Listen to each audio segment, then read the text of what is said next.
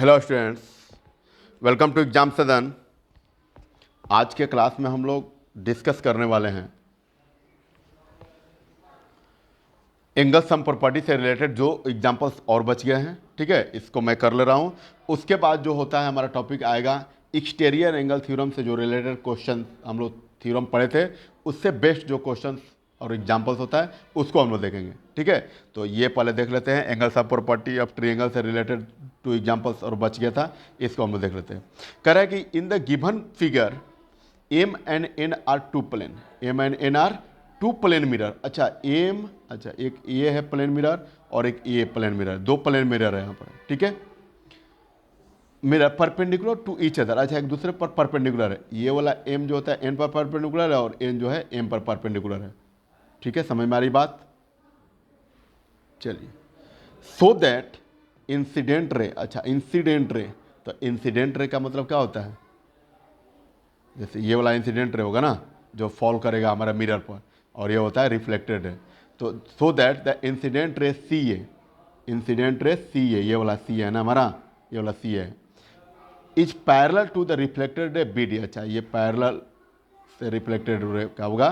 Parallel होगा। मतलब ये सी ए इंसिडेंट रे होगा और ये जो होता है क्या?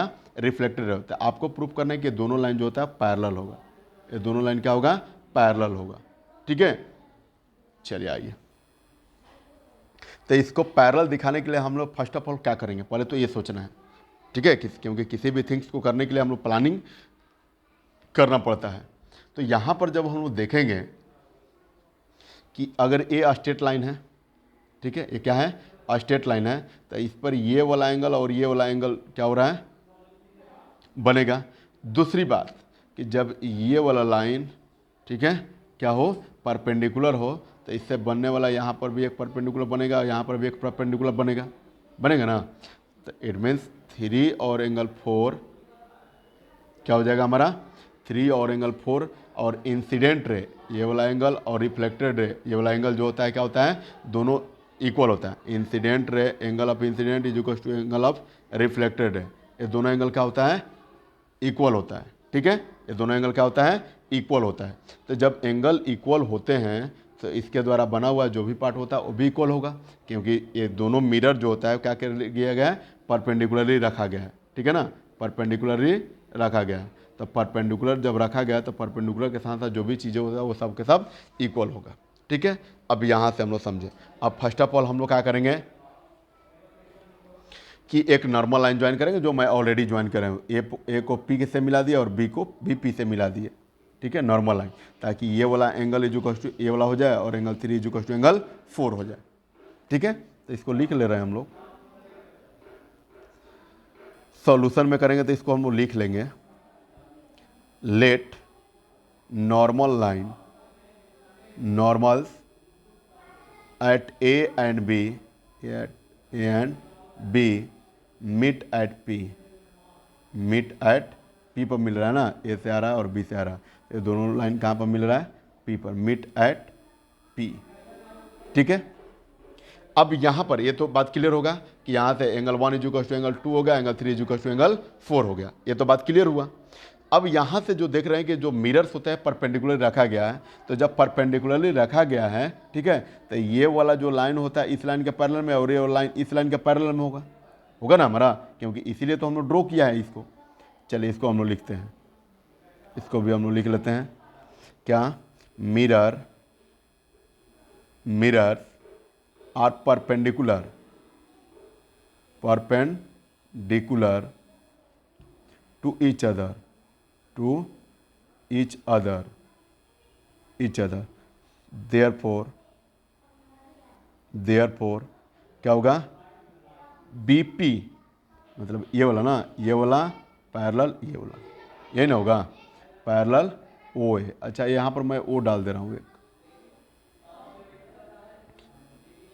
ओ डाल दे रहे हैं। ठीक है, तो ये बीपी ये वाला लाइन इस लाइन के पैरेलल में होगा, BP parallel O A, BP parallel O A, and ये वाला भी तो लाइन इस लाइन के पैरेलल में होगा, and AP parallel B O, and AP parallel B O. ये हमारा हो गया पार्ट। ठीक है, चलिए, तो अब क्या होगा?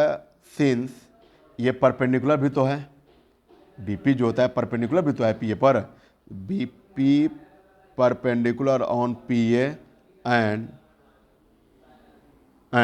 पीए परपेंडिकुलर ऑन बीपी, ठीक है।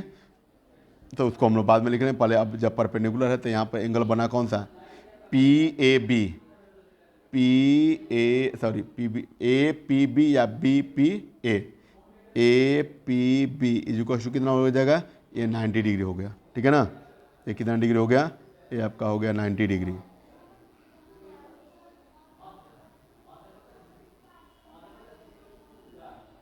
ये आपका हो गया 90 degree, sorry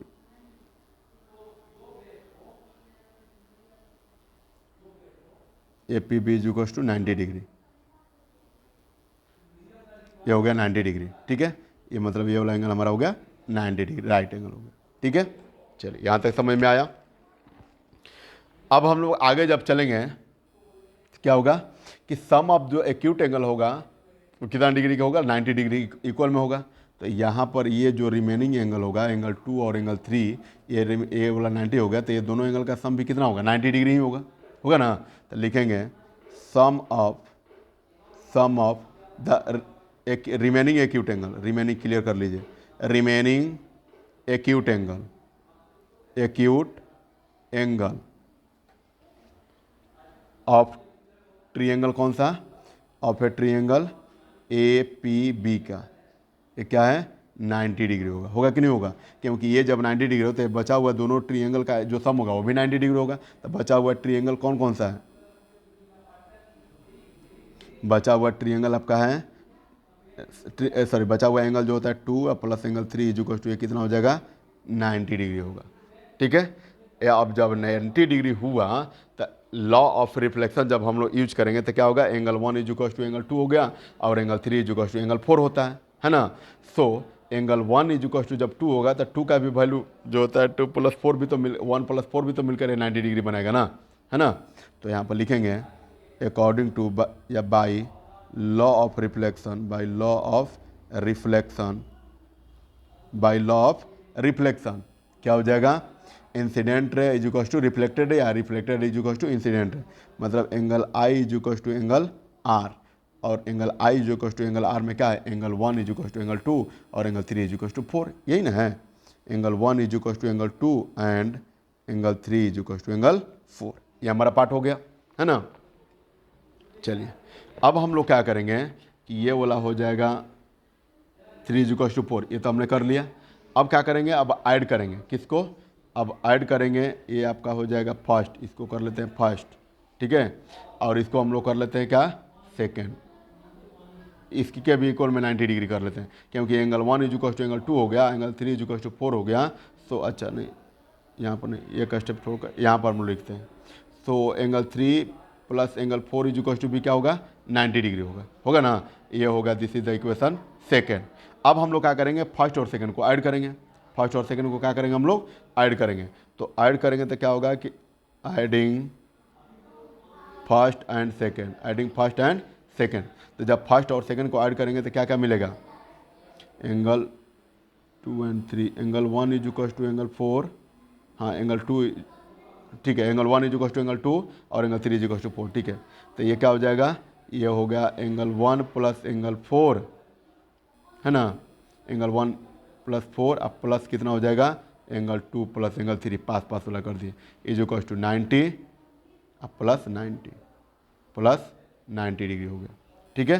so angle 1 plus angle 2 plus angle 3 plus angle 4 is equal to कितना हो गया 180 डिग्री। और जब 80 डिग्री अब ये हो गया तब ये कितना कहाँ है, एंगल 1 2 3 और 4, मतलब ये 180 डिग्री हो गया। तो इससे बना हुआ जो एंगल होगा कौन कौन सा एंगल होगा, तो एंगल सी ए बी, ये वाला पूरा एंगल, और एंगल कौन सा ए बी डी या डी बी, ये वाला पूरा एंगल, ये दोनों एंगल का सम क्या होगा 180 डिग्री। तो इसको लिख लेंगे, एंगल कौन सा, angle C A B plus angle D B A plus angle D B A is equal to 180 degree, होगा ना, क्योंकि 1 और 2 मिलकर ये वाला एंगल बना रहा है जो सी ए बी बोल रहे हैं, और 4 और 5 मिलकर डी बी ए बना रहा है ना। तो इसको हम नाम दे दिया, इज इक्वल टू 180 डिग्री होगा। अब यहाँ पर देखिए कि जब दो क्या है, जब दो पैरेलल लाइन के बीच का जो अल्टरनेट इंटीरियर एंगल का सेम साइड का जो होता है एंगल क्या हो जाए, सप्लीमेंट्री हो जाए। क्या हो जाए, सप्लीमेंट्री, क्योंकि इधर का भी ये वाला एंगल और इधर का ये वाला एंगल, ये दोनों एंगल का सेम साइड के ट्रांसवर्सल लाइन का सेम साइड का एंगल हो रहा है। ठीक है, तो जब ट्रांसवर्सल लाइन के सेम साइड के एंगल जब होगा तो ये क्या होगा, ये कब पॉसिबल है, जब दोनों लाइन क्या हो, पैरेलल हो। जब दोनों लाइन क्या हो, पैरेलल हो तभी ना हम बोल सकते हैं। सो यहाँ पर लिखेंगे, क्या लिखेंगे, here interior angles on the same side, angles on the same side of the transversal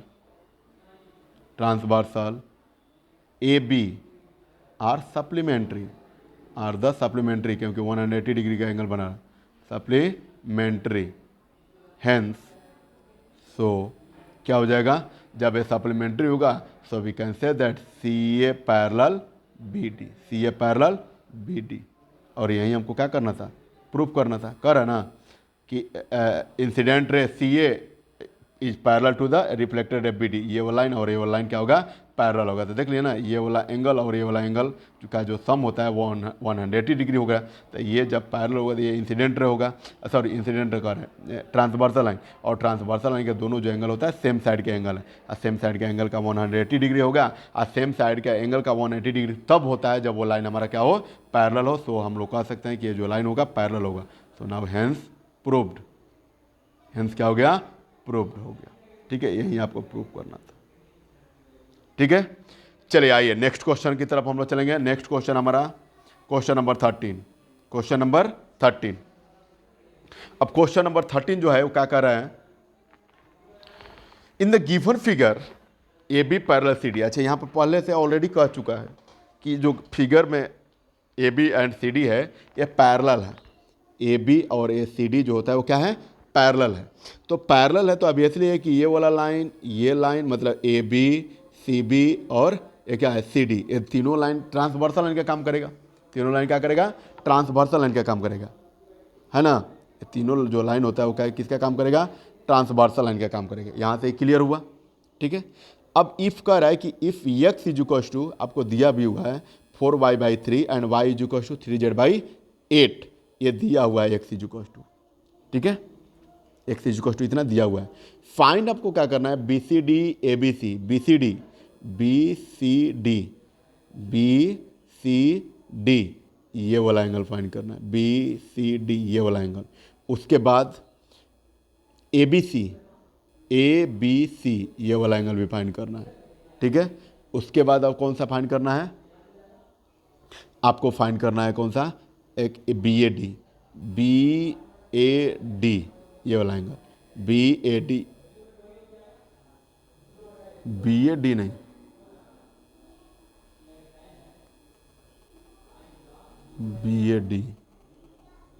नहीं, बी डी सी, ऐसे ये वाला एंगल फाइंड करना होगा हमको। ठीक है, बी डी सी ये वाला हमको एंगल फाइंड करना होगा। ठीक है, ये मिस्टेक है। चलिए आइए अब हम लोग इसको सॉल्यूशन करेंगे। तो यहाँ से सबसे इजी तो ये कर दिया कि ये वाला लाइन जब इस लाइन का पैरेलल में हो गया तो ये ट्रांसवर्सल लाइन हो गया, और ट्रांसवर्सल लाइन जब ये होगा तो वाई का वैल्यू कितना हो गया, 36 डिग्री हुआ ना, 36 डिग्री।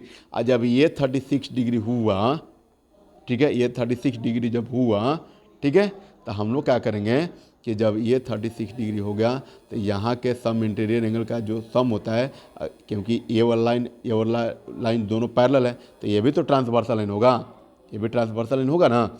या फिर अगर वो transversal line by the way हम नहीं भी ले रहे हैं तो ये तो हमारा ट्रांसवर्सल लाइन है, तो ट्रांसवर्सल लाइन के सेम साइड के एंगल का जो सम होता है वो कितना डिग्री, 180 डिग्री होगा। तो ये 36 हो गया, तो 36 180 में से 36 को सब्ट्रैक्ट करें तो ये वाला एंगल फाइंड होगा।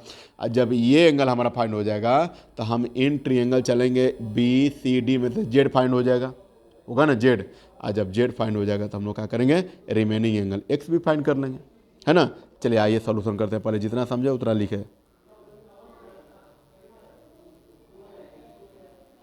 चलिए सॉल्यूशन करते हैं हम लोग इसको। तो यहाँ पर दिया हुआ है, तो पहले लिख लेते हैं A B parallel D C and B D is a transversal line. A B parallel D C and B D is a transversal. अच्छा, बी डी ये वाला ट्रांसफर, अच्छा ये वाला लाइन पैरेलल, चलिए ठीक है। अच्छा A B C D, oh my god, ये वाला बाय मिस्टेक मैंने इसको ये कर दिया। ये वाला लाइन इस लाइन के पैरेलल में है, सॉरी ये वाला लाइन जो होता है ए बी और सी डी इस लाइन के पैरेलल में है ना। तो इस लाइन के पैरेलल में, तो ये वाला जो लाइन हमारा होगा वो क्या होगा, ये जो होगा ये ट्रांसवर्सल लाइन के काम करे, ये भी ट्रांसवर्सल लाइन और ये भी ट्रांसवर्सल लाइन होगा। ठीक है, मतलब आप लोग समझ पा रहे हैं कि जब दो लाइन पैरेलल हो तो उसके बचा हुआ जो पार्ट होता है जो उसको इंटरसेक्ट करता है वो क्या होता है, ट्रांसवर्सल लाइन होता है। ठीक है, तो अगर हम लोग अगर उस समय मैं लिया था A B parallel C D, तो ये ट्रांसवर्सल ये वाला और ये वाला ट्रांसवर्सल लाइन होता है। लेकिन अब दिया हुआ है इसमें ए बी और सी डी ये दोनों पैरेलल लाइन है, तो ये वाला लाइन मतलब बी डी बी सी और ए सी ये दोनों का होगा, तीनों का होगा ट्रांसवर्सल लाइन होगा। ठीक है, तो हम लोग यहाँ पर वहीं लेंगे।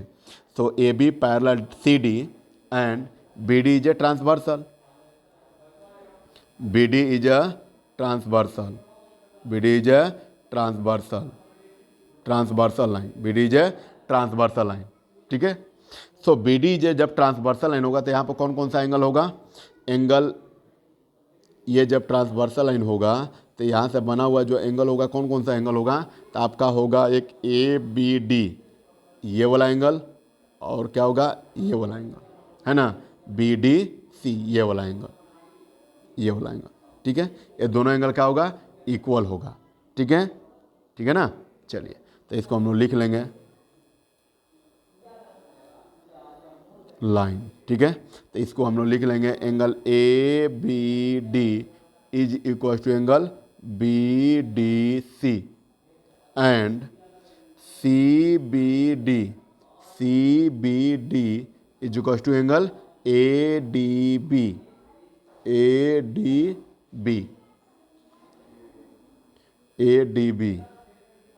Equal to angle A D B. ये कैसे होगा, तो अल्टरनेट इंटीरियर एंगल से होगा, क्योंकि अगर मैं इसको बढ़ा दूँ इधर से, ठीक है ना, तो ये वाला एंगल और ये वाला एंगल जो होता है इक्वल, ये वाला एंगल और इस एंगल के इक्वल में होगा। So alternate interior angle, alternate interior angle से इक्वल होगा। ठीक है, अब यहाँ पर ज़रा देखिए कि x का वैल्यू जो होता है, x जो होता है हम लोग किसको सपोज किए हैं, तो x जो होता है हम लोग किसको सपोज बी डी सी को क्या करिए हैं, x degree is equal to लिख सकते हैं एंगल बी डी सी है ना, and y is equal to given है 36 degree, y is equal to 36 degree क्योंकि अल्टरनेट एंगल है ना। ए बी डी जो होता है x है और B D C is equal to कितना है, ये मतलब B D C is equal to 1 हो गया, y इज इक्वल टू मतलब सी बी डी ये वाला इज इक्वल टू ये वाला एंगल होगा बाय अल्टरनेट इंटीरियर एंगल से।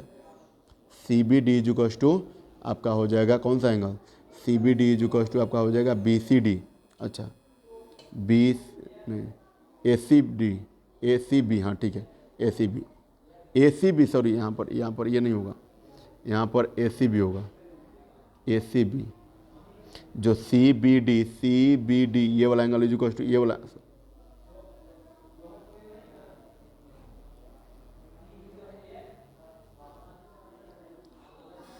ये वाला हमारा अल्टरनेट इंटीरियर, सॉरी इसको मैं पहले इरेज करता हूँ। यहाँ पर हमारा हो गया A D C A C D.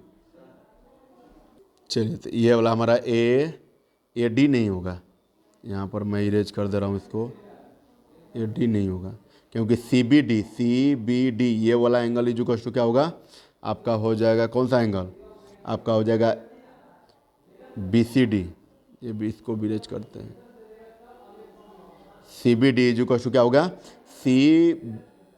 C B D ये वाला एंगल इज इक्वल टू आपका ये वाला एंगल होगा ना, तो ये होगा ए सी बी, ये होगा एंगल ए सी बी जो Y is equal to 36 degree हो गया। ठीक है, अब क्लियर है। चलिए ये हमारा फाइंड कर लिया। अब यहाँ पर गिवन में क्या दिया हुआ है इसको भी ज़रा लिख लेते हैं थोड़ा सा। तो एक्स इज इक्वल टू है 4y/3 and y is equal to कितना है 3z/8 दिया हुआ है। ठीक है, so X is equal to कितना हो जाएगा, एक्स इज इक्वल टू कितना हो जाएगा, वाई का वैल्यू 36 डिग्री है, तो 4 इंटू 36/3, सो ये 12 हो गया, और 12 4 जा कितना हो गया 48, मतलब एक्स का वैल्यू कितना आया 48 अब आया। तो जब 48 आया तब यहाँ से भी हम लोग वाई की हेल्प से जेड का भी वैल्यू फाइंड कर सकते हैं ना, जेड का वैल्यू। तो जेड का वैल्यू जब फाइंड करना होगा तो यहाँ से देखिए वाई इज इक्वल टू दिया हुआ है 3z/8, और वाई का वैल्यू जो होता है 48 हम यहाँ पर पुट करेंगे, 48 is equal to 3 into z/8, so ये मल्टीप्लाई में इधर आ जाएगा, है ना। तो 48 multiply by 8 is equal to 3z, और ये 3 जो होता है इसके साथ क्या आ जाएगा डिवाइड में, है ना। तो मैं फाइनली जो होता है उसको z इज इक्वल टू लिख सकता हूँ 48 मल्टीप्लाई बाई 8 डिवाइडेड बाई 3, सो ये हो जाएगा 16, ये हो गया 16, ठीक है। और 16 में हम लोग क्या करेंगे, 8 से जब मल्टीप्लाई करेंगे, 16 में क्या करेंगे 8 से जब हम लोग मल्टीप्लाई करेंगे तो आपको कितना आएगा 128 डिग्री, ठीक है। ये आ गया कितना 128 डिग्री, ठीक है। चलिए यहाँ से कोई प्रॉब्लम आपको, ठीक है ना, ये हो गया। अब जब आपको वैल्यू जो होता है फाइंड किया गया है तो आपको रिमेनिंग एंगल अभी एक्स जो होता है इसके अकॉर्डिंग हमने फाइंड किया, है ना। यहाँ पर x का वैल्यू ये मिला 48, यहाँ पर y का वैल्यू जो होता है कितना मिला,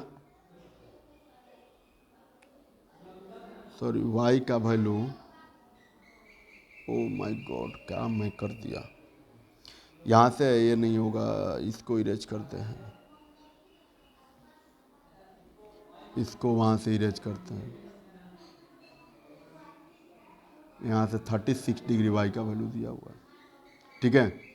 यहाँ पर 36 डिग्री ना, y का वैल्यू जो होता है यहाँ पर 36 है, तो y इज इक्वल टू 36 हो गया, is equal to 3 into Z, इधर 8 ला कर मल्टीप्लाई कर देंगे, है ना। So Z is equal to कितना मिला 36 इंटू 8 डिवाइडेड बाई 3, तो ये हो गया 12, मतलब angle Z is equal to कितना आ गया 12 8 जा 96 डिग्री। अब ये हुआ परफेक्ट, ठीक है।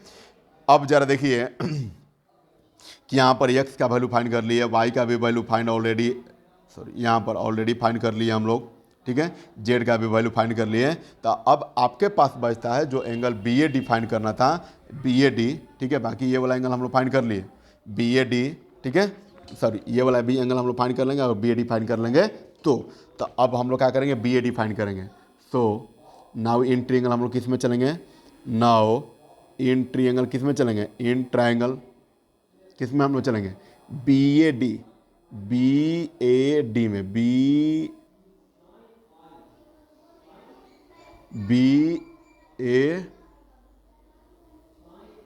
BAC में चलेंगे, BAC में चलेंगे हम लोग, है ना, BAC में चलेंगे, BAC, ठीक है, BAC ट्रायंगल में चलेंगे। तो जब BAC में हम लोग चलेंगे तो क्या कौन कौन सा एंगल है, तो एंगल है BAC, एक एंगल है आपका कौन सा एंगल A या फिर angle BAC, angle A plus angle x plus angle कौन सा 36 degree, 36 degree is equal to कितना होगा 180 degree, due to angle sum property, angle sum property, है ना, एंगल सम प्रॉपर्टी से हो गया। सो अब यहाँ पर जो होता है एंगल A प्लस x का वैल्यू कितना डिग्री दिया हुआ है, तो यहाँ पर है 48 degree plus 36 degree is equal to 180, so now angle A is equal to कितना हो जाएगा 180 minus 48 minus 36 is equal to कितना आया फाइनली, ये हो जाएगा 96 डिग्री, कितना हो गया 96 डिग्री, ठीक है। तो ये हमारा एंगल A फाइंड कर लिया, मतलब जो अगर BAC का बात करेंगे, ये फिगर मैं थोड़ा सा ये कर दिया हूँ, यहाँ पर जो होना चाहिए यहाँ पर D होना चाहिए और यहाँ पर C होना चाहिए, ठीक है। तो यहाँ पर अब हम लोग क्या करेंगे, अब हम लोग फाइंड करेंगे कौन सा, तो एंगल A को लिख सकते हैं, अगर मैं D कर दिया तो यहाँ पर क्या लिखेंगे BAD ना, और यहाँ पर BAD कर सकते हैं, ठीक है। तो यहाँ पर हम लोग कर लेंगे BAD जो क्वेश्चन कितना हो गया, ये 96 डिग्री हो गया। अब आपको किसको फाइंड करना है, अब आपको फाइंड करना है BCD, BCD को ढूंढिए किधर है, BCD angle B C D मतलब कौन सा angle, B C D Z, और जेड का वैल्यू तो 96 आपको ऑलरेडी फाइंड है, B C D Z, B C D को हम लोग क्या बोल रहे हैं, जेड डिग्री, और जेड का वैल्यू है 96 डिग्री। अब रिमेनिंग कौन सा एंगल बना, A B C, angle A B C, angle A B C कहाँ है भाई, एंगल ए बी सी मतलब पूरा एक्स प्लस वाई को है ना, तो इसके इज इक्वल टू में हम लोग लिख सकते हैं क्या, angle X plus angle Y, और एंगल एक्स का वैल्यू कितना डिग्री दिया हुआ है आपको, तब 48 डिग्री, या प्लस वाई का वैल्यू कितना डिग्री यहाँ पर दिया था, तो 36 डिग्री, यहाँ से 36 डिग्री है ना, 36 डिग्री। तो दोनों एंगल को जोड़ेंगे तो कितना आएगा, 84 डिग्री, कितना आया 84 डिग्री, 184 डिग्री। तो ये आप फाइंड कर लिए, ये भी आप फाइंड कर लिए, और यहाँ से ये भी आपको मिल गया। ठीक है, जो एंगल फाइंड करना था आपको वो एंगल फाइंड हो गया। ठीक है फ्रेंड्स, चलिए ये फिगर थोड़ा सा मैं रॉन्ग बना दिया था, यहाँ से ए बी सी डी ऐसे बनेगा, ये सी यहाँ पर होगा और डी यहाँ पर होगा। ठीक है, उसके अकॉर्डिंग अब सब कुछ सही है। ठीक है, चलिए आई होप आपको समझ में आएगा। भाई देव अगर कोई प्रॉब्लम हो रहा है तो आप लोग कमेंट सेक्शन में करेंगे। ठीक है, चलिए थैंक यू सो मच।